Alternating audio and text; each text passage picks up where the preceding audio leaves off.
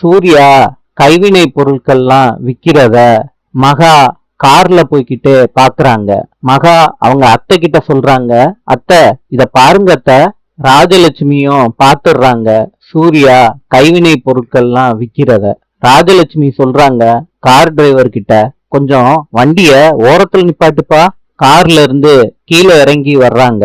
சூர்யா அவங்க அம்மாவை பாக்குறாங்க, அவங்க அம்மா சூர்யாவை பாக்குறாங்க. சூர்யா அதிர்ச்சி ஆயிடுறாரு அவங்க அம்மாவை பார்த்து. அவங்க அம்மாவும் அதிர்ச்சி ஆயிடுறாங்க. சூர்யாவை பார்த்து கேக்குறாங்க, என்னடா இதெல்லாம்? சூர்யாவோட தாத்தா சொல்றாங்க, ராஜலட்சுமி அவனை தடுக்காதீங்க.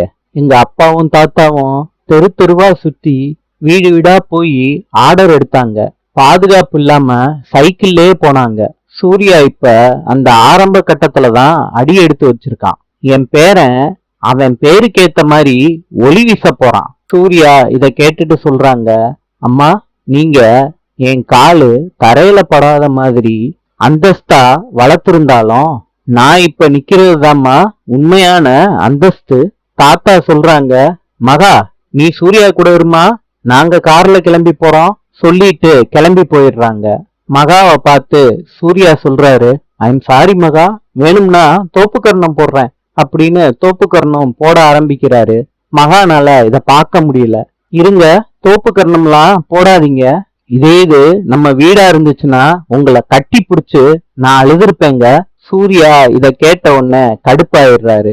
மகாவை பார்த்து சொல்றாரு, இப்படிப்பட்ட நல்ல சான்ஸ நான் மிஸ் பண்ணிட்டேனேன்னு சொல்றாரு. மகா இத கேட்ட உடனே சூர்யாவை பார்த்து சிரிக்கிறாங்க.